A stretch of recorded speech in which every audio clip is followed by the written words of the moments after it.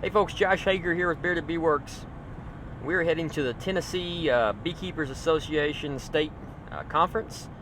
They're going to have a bunch of vendors there and lots of speakers. So we're going to try to get some time to talk with some speakers and check out all the cool products that the vendors have available. So we're looking forward to hanging out with some friends and fellow beekeepers. It's always a good time to hang out with like-minded people, and so we're looking forward to it. Just hang out with us and we'll see what we can find.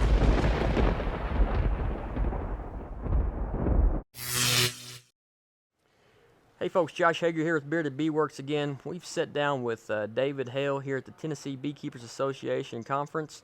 We're on our second day here, and it's been a good conference so far. They had a good vendor turnout. The speakers have been great, but we're going to sit down and talk with David and talk about some things that are up and coming. All right. Well, what we're after is to really and truly promote Tennessee beekeeping throughout the entire state. And so I'm happy to announce that the executive committee has endorsed one of the largest expenditures ever requested through the organization. The executive committee and the directors, they approved a $30,000 expenditure. Nice. And so what we're doing is we're putting a minimum of just about $5,000 in each region. Okay. So what they're doing is they're splitting it up. $2,500 will go to a regional conference, a regional event. There'll be one director from each local organization within that region, and that one delegate from each club makes a regional committee. They plan your regional event. They choose the venue, they choose the speakers, they choose however they want to build that thing and put it together. And it could be a one-day event, it could be a two-day event, it could be two one-day events. Yeah. So it puts a lot of the ownership of the organization back in the hands of our members. Okay, yeah. And then the other thing that it does is the bottom side of that is $400 per club. And if they want to do education grants, if they want to buy a microscope for their club, if they want to, whatever they want to do, as long as if they want to buy insurance for their club, Okay, yeah. start a new club. And so it puts money directly back into each individual club to help them and support them. And so we're excited. It's kind of scary because it's a lot of money, but to put that back in the hands of the club, it answers the questions, what is TBA doing for me? Mm-hmm. What are they doing for our club? How can they help us? But it also gives an opportunity how they can help TBA. Sure, okay. And their regional clubs. And so we're excited about that. Yeah. Well, look forward to seeing how that goes, and if that gives me an opportunity to maybe go to 5 conferences instead of 1. Exactly. So I'm excited to see what they do. Yeah, sure. Yep. Well, this is my first year with the TBA conference. Just moved here from Kentucky, and I've been impressed with the conference. I'm, not having any past experience, I don't have anything to judge it against, but I've heard from other people that this has been an exceptional conference. And folks seem to be pretty happy with what you guys have put on this year. This is the first year we've been at MTSU, and so it's nice that we've come, and we talked earlier today, we've got about 500, somewhere in that area, 550, not counting vendors and sponsors and speakers and things like that. But the beauty of it is we're up here at this great facility, and all the restaurants, are right below us. Sure, and yeah. So we've got hot meals and anything like that. So it's the first time here, and a lot of people saying it is a great venue, and so we've got plenty of parking, plenty of access to all the amenities, and so I believe if we choose to remain here, we can grow here and be a part of MTSU, and they help us, and we sponsor, they sponsor us, and we help them, and Sure. Murfreesboro as a whole, and so I think it's a good relationship. Yeah. Well, is there anything else you'd like to add? Yeah, come and join TBA. All right. Well, I sure appreciate you sitting down and talking with us. Not a problem. All right. Thank you much. Yep. Hey folks, Josh Hager here with Bearded Bee Works again. We're sitting down with Craig and Anthony, and we're going to talk a little bit about Hives for Heroes. It's a great program, and beekeepers are needed. And Craig and Anthony are going to talk about the program a little bit. Thank you, Josh. Appreciate you having us on here, having Sure, us on your yeah. channel. I was able to talk Hives for Heroes into letting me represent them at the Tennessee Beekeepers Association conference. I'm not with the organization in an official capacity, Sure. but I'm a local mentor in Columbia, Tennessee. Yeah. I've really become a believer in the program, and someone who was looking to help and spread awareness. For those who are not familiar with the program, Hives for Heroes is a networking tool of beekeepers to veterans. The heart of Hives for Heroes is one hive, one beekeeper, and one veteran, with a vision to save bees and save vets. They do that through connecting beekeepers in the area of a veteran who's interested in beekeeping, Sure. and fostering a relationship, a purposeful relationship, one-on-one, using kind of bees as that center. Hives for Heroes is just looking for an experienced beekeeper with at least 3 years experience, who is at a point in their hobby or their life with bees to mentor someone else, to Sure, share their knowledge, to invite someone into their apiary to learn along beside them. Okay. All right. And Anthony, so you are one of the folks that are Newbies. the newbies, they call them. Yeah. Okay. All right. I'm a Air Force veteran, and I have a farm. I was wanting to kind of bring bees to my farm, some value-added products like honey and things like that in the future. But once you start looking into it, reading about it, I knew nothing about bees, Sure. and it's quite overwhelming. Yeah. Yeah. And one day I was just kind of scrolling through Facebook, and I came across Hives for Heroes. And so I got to looking into it, talked about a mentor, and then I went to their website, filled out the information as a newbie looking for a mentor. They sent me an email that day saying, all right, you're registered. We're going to start, looking for you a mentor. Sure. And it wasn't but about 3 or 4 weeks later that the connection was made with Craig here, and it's been a great experience. I started, I guess, back in last September, fall, October, yeah. something like that. Okay, So he invited me to his residence, his homestead there, and we went through all the boxes he has, and I was really amazed at how intricate the bee industry is and what's all involved and things like that. And Sure. there's no way without a mentor that I could really it would be hard to start out successful. Yeah. There's steep learning curve. there. Yes, there is. so it really propels you to be successful from the get-go, because you're learning from his experience plus the things that didn't work. So you kind of don't have to worry about that learning curve anymore. But it's I can certainly vouch for the program and how it's benefited myself, and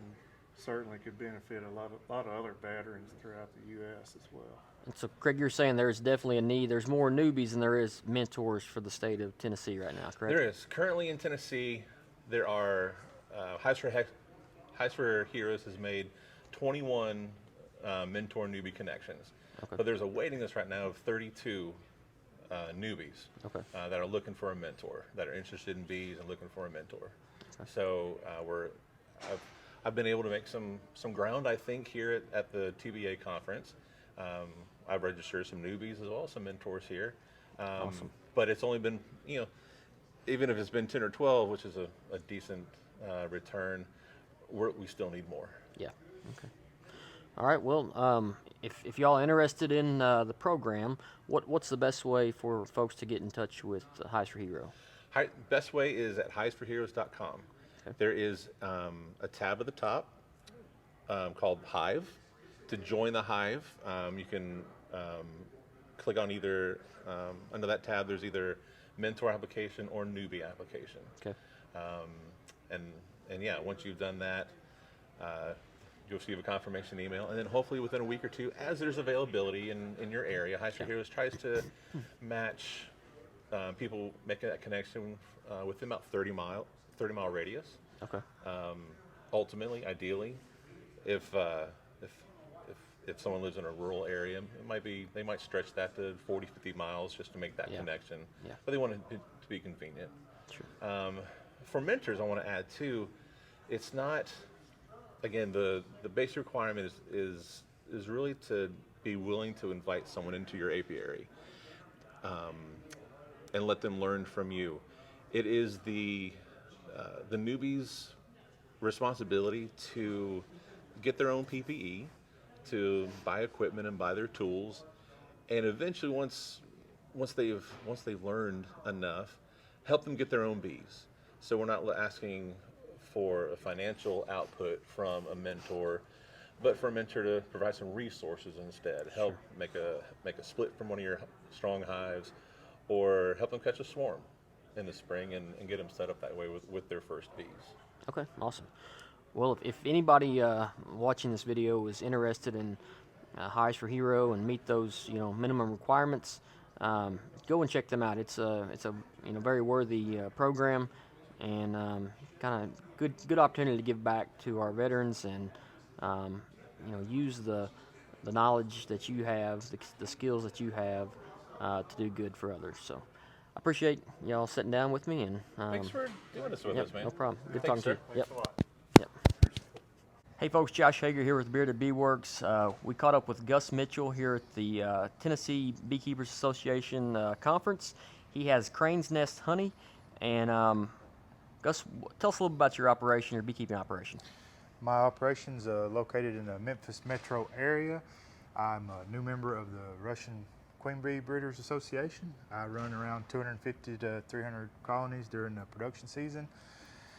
I mostly focus on diversifying as much as I can from products from the hive. I sell nukes, I sell comb honey, and I sell bulk honey. I also do a little agritourism projects at my honey house. I have a classroom. Awesome. And do some classes. Okay, awesome, good deal. You have really put your beekeeping talent to work for for the good of others. Tell us a little about the projects, the organizations you're tied in with. Well, Memphis, in the Memphis area, there are a couple different nonprofits that have amazing beekeeping programs. Thistle and Bee, Girls Inc. Youth Farm are two of those. With Thistle and Bee, they have a beekeeping program where they have sponsorships around the city. It's paid sponsorships. Companies will approach Thistle and Bee that they would like to sponsor a hive site at their place. Then there is a bee crew with the ladies. A little background on Thistle and Bee. They're a nonprofit group. They're an offshoot of Thistle Farms in Nashville, and they work with victims of sex trafficking. These women are in a 2-year program where Thistle and Bee provides them with housing, therapy, and job opportunities. So their primary goal is to employ these women during that time. Okay. Yeah. So that's where the beekeeping program comes in. These women are employed in the beekeeping program or some aspect of it. They sell granola, candles, packaged honey sets, varietal honey sets, and then some of the women that show the most interest in beekeeping, they actually do the beekeeping work. Okay. They'll go out with a lead beekeeper, someone like myself or another employee that they've hired for that, to help oversee what's going on. Yeah. Because it's a cyclic kind of program. Sure. These women are only here for 2 years, and it takes more than a couple years to become proficient with the management. So there is a need for long-term beekeeping associates.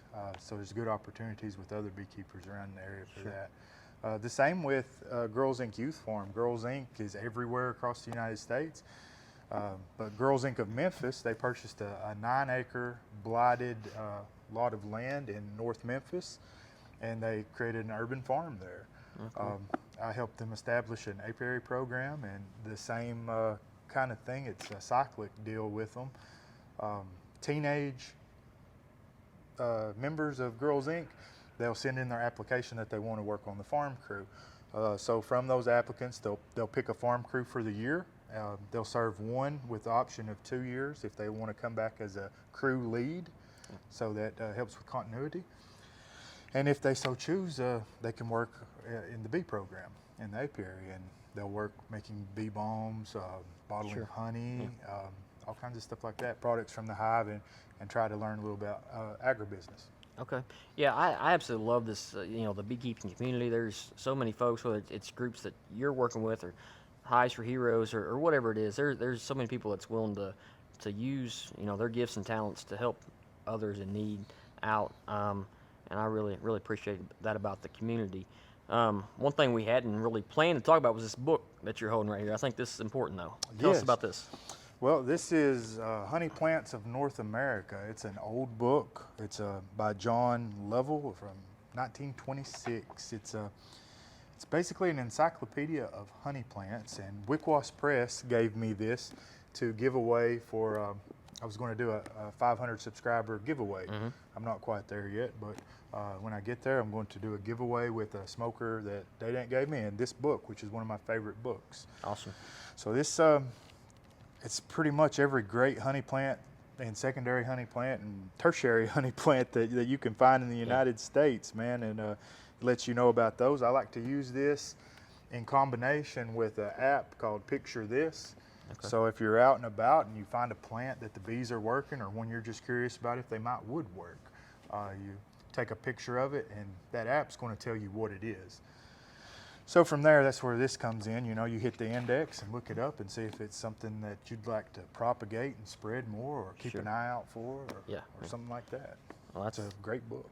That's awesome. We also have a 500 subscriber giveaway plan. Dayton also donated a smoker to us, and so we're approaching that as well. So that's awesome. Congratulations. Thank you. Yes, same to you. Dayton's pretty generous, and they're a long-standing company. And they've always been pretty generous with everybody. Losing some of the old timers like Kelly beekeeping and stuff, Yeah.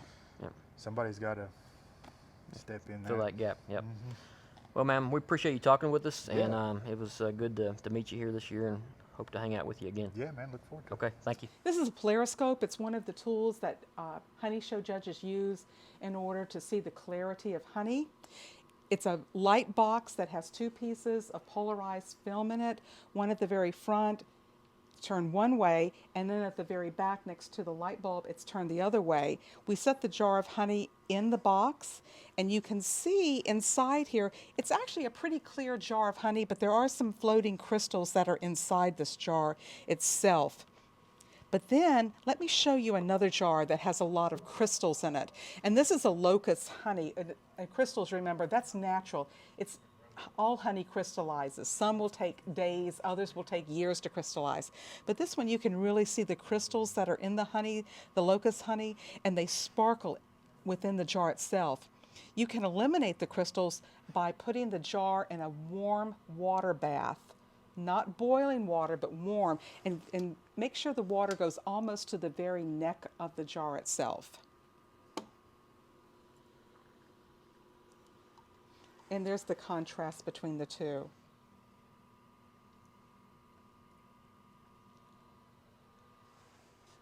That's awesome.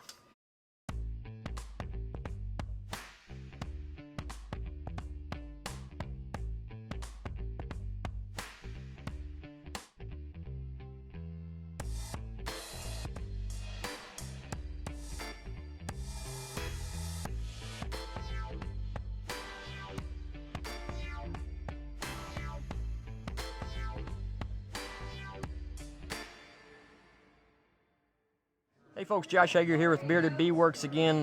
We're at the Tennessee Beekeepers Association conference, and I tell you, they will let anybody in here. So I caught up with this guy. I mean, I know most beekeepers don't know who he is. I mean, he just got this small little YouTube channel. But so now we caught up with Kamon Reynolds, and we just want to talk a little bit about the conference. What do you think so far? I think it's vastly improved over years in the past that I've gone to it. I have been in beekeeping in Tennessee for 19 years, and I've probably been to the TBA conference 6 or 7 times, I would say, over that period. And this is definitely the best one by a long shot. And honestly, due to some situations with just the way things are in the world and have been in the past, they weren't able to do as much as they wanted to and had to reschedule it. So some of the speakers weren't able to come, and some of the personalities like Randy McCaffrey and stuff like that, and Chris Werner from Florida, who will be speaking at our Hive Life conference. But they still were able to get people like me to show up. They, desperate times, but no, they have a whole lot more vendors than they've had in the past, and better vendors.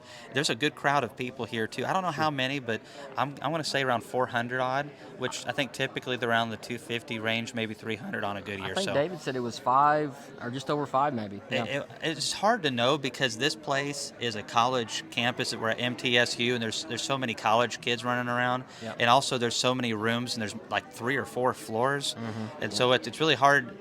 Unless it's like at the beginning of the morning where everyone's in one room, you don't know. But that wouldn't surprise me. It's the largest TBA crowd I've ever seen by a long shot.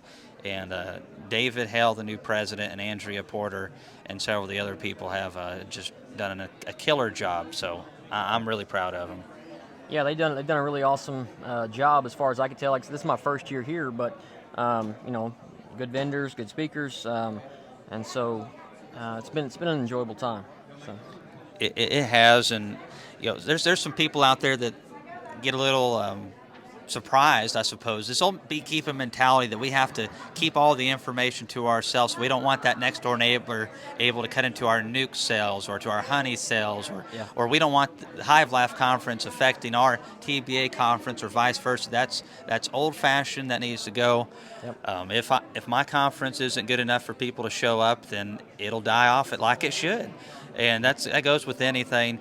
A competition is healthy, it's fun, and it keeps us on our toes. And so I'm not worried about it. I love being a part of helping this new TBA Association surge that's happening. A lot of people are getting involved, and that's what it takes. We've got to stop this whole safeguarding information, because beekeeping is kind of it's not really a dying art, but it's not near as healthy as it could be. We could have a lot more young people involved. Sure. We could have a lot better products, and the companies are starting to create products and do a whole lot more stuff. I get to see a lot of things that a lot of people don't, just because of the YouTube, and I'm so excited about some of the new products coming down the pipeline. And the reason they're coming down the pipeline is because we're communicating through YouTube and at these conferences, and the companies are now connected to us, and they realize, whoa, there is a bunch of people who want these products. Yep. We just need to be able to communicate. And so as YouTubers, we're trying to bridge the gap on the communication front, and it's really going to change the industry. So just hang on to your shoes. Yeah. Well, we've been talking a little bit this weekend while we're down here about possibly doing a video together. Got a couple ideas on some videos, so stay tuned for that. Maybe you'll see us together in the bee yard times to come. So we I want to thank Kamon for what you all do, you and Laurel. Kamon's an inspiration. I look at him, and he's been successful, and I think if he can do that with that baby face, just think what I can do with this beard. So If I could grow a real beard, I might try, but Laura won't let me grow one, and 2, I can't grow a good beard. I'm not one of those guys that thinks I'm going to try to grow one if you can't. I'm one of those guys, if you can't grow a full beard or even a half decent beard, just don't do it. It looks dumb. You got all these teenagers running around with the tuft over here, tuft over here. I'm not going to do that. My wife won't let me anyways. I'd fall asleep and I'd wake up and she took a straight razor to my face. But yeah, we're going to do something here in the future. And the nice thing is there's a lot of collaboration. The Hives for Heroes, that was going on this morning. I was able to zoom in. That's the awesome thing about technology. I'm not a big tech buff, but there's so many advantages to technology. I wasn't able to be there with Bob Benny and Natalie Summers and several of the guys up there. There's Greg Burns is up there, John with Hillco's up there, Rob Pollock with Larabi's Vaporizers, and several other people are up there. So a lot of great people up there. We can't be with them because we were here at the TBA, but I was able to zoom in and talk to the veterans that were there and supporting that. So that's what this shirt is right here. We got some representatives here. So there's a lot of good things happening, but it's all happening because we're communicating, and we've got to stop waiting for the change to happen in beekeeping. We've got to be part of the change and get involved. And sometimes that's just showing up to these things. Sometimes it's doing YouTube videos. Sometimes it's being part of our local bee club, or maybe just having honey for sale, and someone who was like me at 15 years old seeing a guy with 12 hives bring some honey to a little market and inspire a young person to get into beekeeping. It really, you got to have all of that stuff from top to bottom.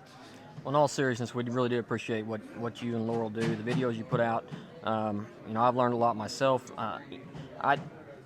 I started about 10 years ago. I wanted to get into beekeeping. I was getting a degree in biology, and I was doing some work in the entomology lab.